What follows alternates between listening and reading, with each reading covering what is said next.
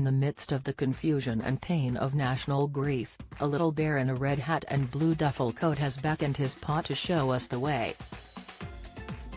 Suddenly, it is not he who is lost and in need of looking after, but us.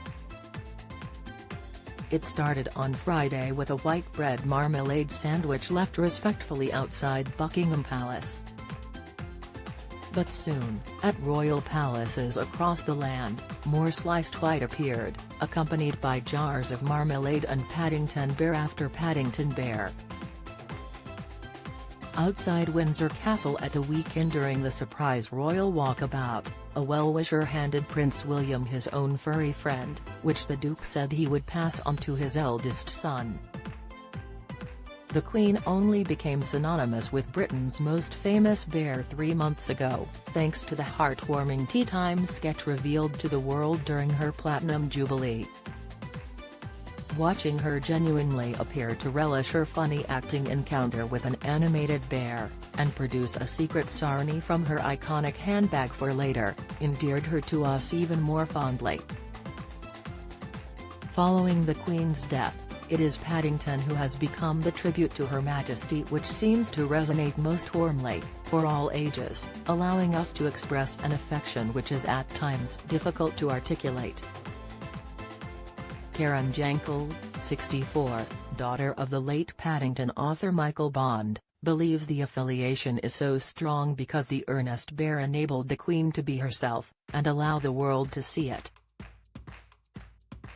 Karen says, "It really was a very human moment, which is probably an odd thing to say seeing as she was with a bear. Paddington brings people together and brings out the best in people," that's a quote from one of the books. "I certainly think he did that with the Queen. He gave her the opportunity to show that side of her that was so special, and brought people closer to her. That's why so many people are leaving these tributes. It's a wonderful, uplifting memory of her. What's fabulous is she had this enormous sense of humor which didn't always come across when you saw her at serious events as a distant figure. We got to see the true person with a warm sense of humor.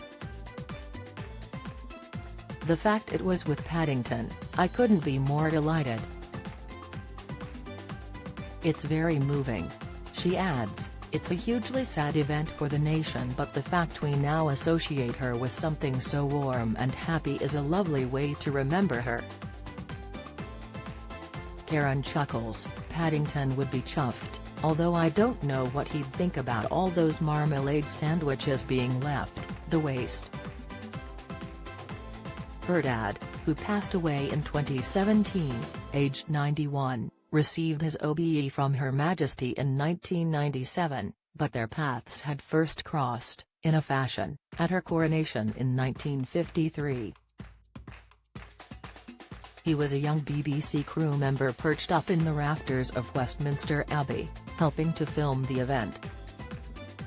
It was several years before he would write about the Peruvian refugee bear.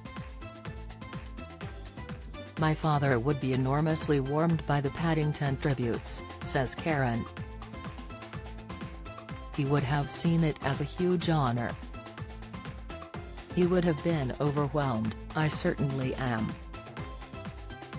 He wasn't a royalist, but he had this close association with the Queen. He was an admirer of the Queen."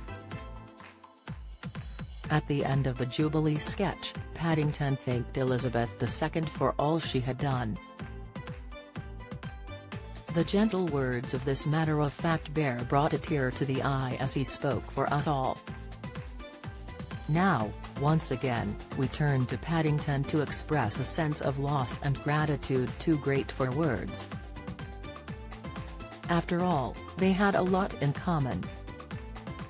Like the Queen, Paddington has 2 birthdays a year and lives at Windsor Gardens.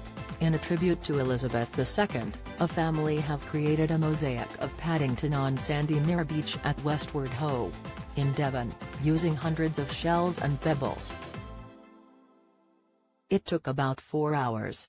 as part of the BBC's special programming. The Paddington movie, starring Ben Whishaw, is on BBC One on Saturday at 7 p.m.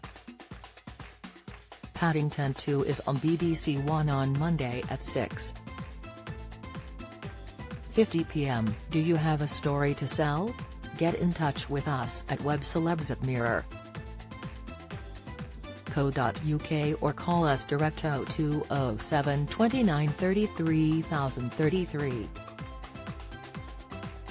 Read more King Charles III live updates. Charles' first 10 days as king. First speech at a glance. Charles dreading this moment.